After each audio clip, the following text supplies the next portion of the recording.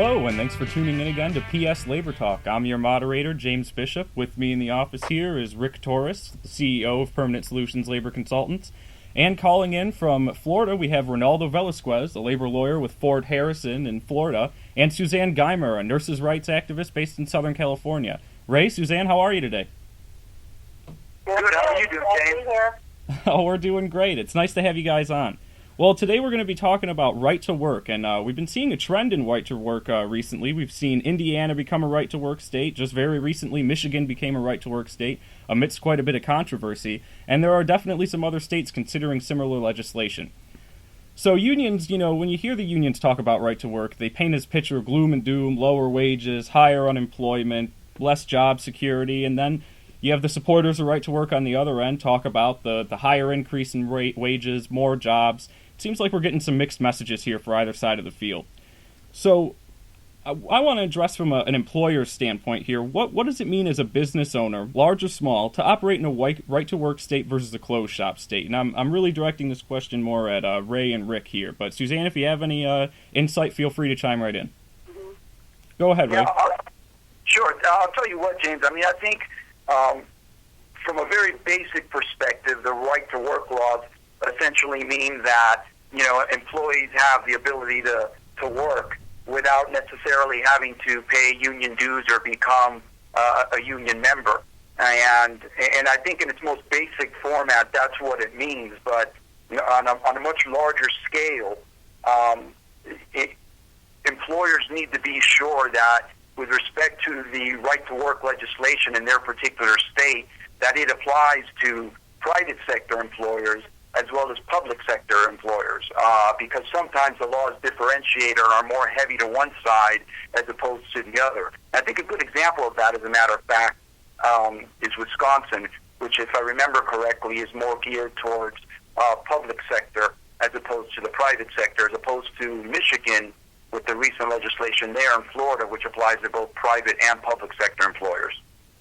So I think an important thing to touch on here is what exactly right to mean legislation means for workers. Now, the basic gist I'm getting here is that you can participate and collect the benefits that union members bargain for. However, you're not required to pay union dues. Is that correct?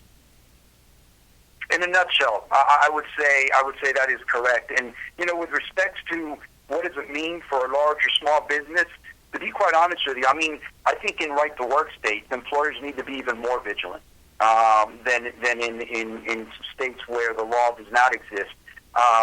Because the reality of the matter is that you still have to take the necessary steps if you are union-free to remain union-free.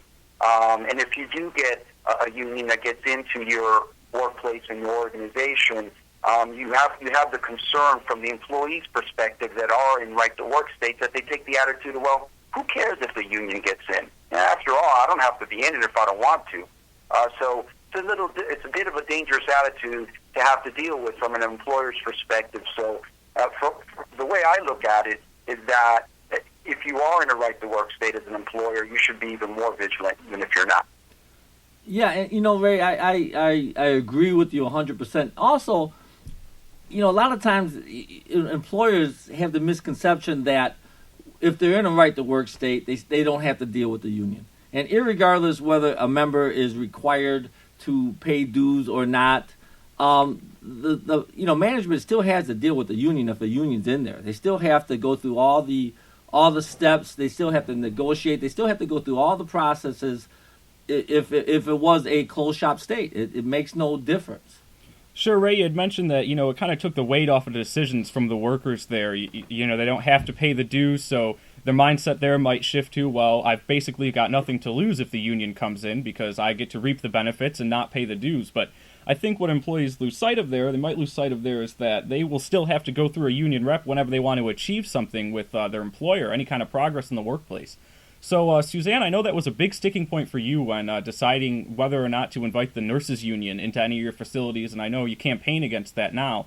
What were some of your principal concerns there when you saw that union as actually a wall that it inhibited progress in the workplace instead of help the nurses do their jobs? Well, first of all, I can say, as absolutely. When I started learning and listening to what they were telling us, they relit my Florence Nightingale flame big time, because one of the things they bragged about was how the nurses up in Northern California had been on strike for almost a year, and I looked at them, I said, you got to be kidding me, So I said, let me ask you a question. If you were here and you decided to go on strike, are you telling me I couldn't work? I would have to go on strike too, whether I wanted to or not? And they said, oh, yeah, no, you would have to go on strike. And I don't know, it just did something to me, because there is no way that you will ever see me standing out on the sidewalk holding a sign on a stick when I should be inside taking care of patients. Period. End of it. That's it. And they just got me all fired up. So I thought they were bullies. I thought they were, it was just amazing. Another thing that, sorry to go on, but none of them were nurses. And they're talking to me about what they're going to do for me and everything, and not one nurse came to me and said, I want to join this union, and let me tell you why. But they turned all the nurses against each other, and I found it to be a sign of bad things to come. So that's really what lit my fire. Suzanne, it's kind of funny when people talk about, when we have the conversation with strikes. And as you know, I was a strike director for years, and one of the, and a lot of people don't realize being on strike to the union purist is like a badge of honor. It's because they look at, and Richard Trumka, actually said this in a press conference about a year and a half ago, is that when especially in healthcare, the unions were fighting each other here, the California Nurse Association and the SEIU, that were actually getting into fistfights around the Detroit, Michigan, one of the suburbs. Richard Trumka had a press conference, and he was talking about the feuding and the fighting, and he says, let's come together and find a solution to our problems so that we can put all of our concentration on fighting the real enemy. And when he said the real enemy is management, so when you said that they are fighting and they're turning people against each other, it really comes down to that. I think for me, in my mind, it comes down to that statement where the enemy is management. Well, when did management become the enemy? And if the enemy, how does the union coming into a work facility, whether it be a hospital or it be municipality or a factory, how does that improve conditions when they look at them as being the enemy? And that goes for whether it's a right to work state or a so-called closed shop state. Sure enough. Well, they try to make the nurses think they're going to fix everything. Like, for example, maybe the nurses are upset with their nurse manager. Well, the union's not going to come in and hire a nurse manager for you that you like. They're just going to take your dues out of your paycheck. So, I think people are unrealistic about what the union is going to do and not going to do. Yeah, and they're very savvy, Susan. And I have to tell you, credit to you to stand up to them, because they're very savvy. They know how to put pressure on folks to make them feel that they have to participate in these strikes and other activities in order to be part of the group. If not, you're on the other side. It's us against them, And it takes a lot to stand up to them. And leadership like yours from within a workplace is very helpful to the other employees that are seeking an alternative to not going into the union and participating in their activities.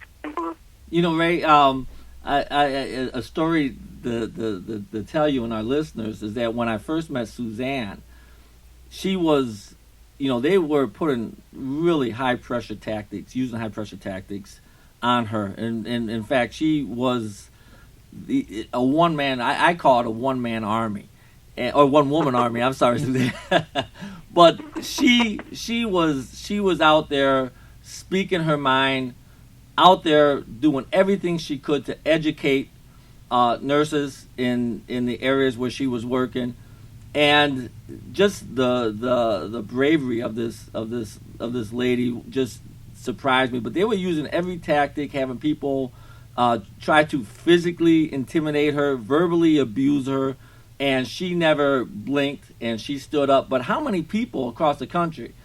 And Ray, me and you have talked about this before when we talked about organizing tactics and strategies that the unions try to bring to the table when they're organizing workers. How many people have that strength or that internal confidence to stand up? And it is intimidating. It is intimidating. And in my past, that's what I used to do. That was my job, is to intimidate people into just being quiet or go along, or at the very least just not stand up and voice their opinion on the organizing activities that are going on. Yeah, that's a great point, Rick. And I got to tell you, you and I experienced it at a distance. And Suzanne being on the front line and fighting back like that is really very impressive, because the irony of unions is that as much as they go out there and they preach how they want to be all inclusive and they want to spread the good word, the reality of it when you get down to the nitty gritty of their campaigns is that they suppress opinions. If you're not part of their plan, they don't want you communicating. They don't want you to educate. So when they see someone like Suzanne who's going out there and saying, hey, look, there's an alternative, and this is what it is, instead of encouraging that communication and letting the worker make an educated decision, they go after the folks like Suzanne. And it's really unfortunate. But again, as we're pointing out, great credit to her for fighting the fight. You know what helped me the most, and what I like so much about Rick's company and what he's doing, that was a long time ago, and he's grown a lot since then and built this great opportunity for people to learn. But I had an opportunity to speak with him one day, and he explained to me the thought process behind and how the game is played. And once I understood what they were doing and what they were about and what their tactics were, it's like playing a chess game. Once you understand it, you can figure out your next move. And then I realized that if I backed off, that was exactly what they wanted. So, they just picked on a wrong nerve, I guess. Yeah. But, it's one of the wonderful things that Rick's company provides, really, is the type of first-hand experience that he can communicate to folks like you that are in the front lines and employers, because he's been there. He was the guy that, you were fighting with. You know what I'm saying? So he provides some invaluable insight to help folks like you and employers fight the good fight, no doubt. I think another thing was that they didn't understand was years ago, I kind of done my career backwards. I was a director of nursing of a small hospital in South Carolina. And so I kind of understood management and staff nurse. I kind of see it on both sides. And I don't really see management as the enemy. But I understand the importance of being able to communicate effectively with management, because, they can't read your mind. And so I think that also helped me a little bit in the battle, as I called it, because it was a battle that I was not going to let them in.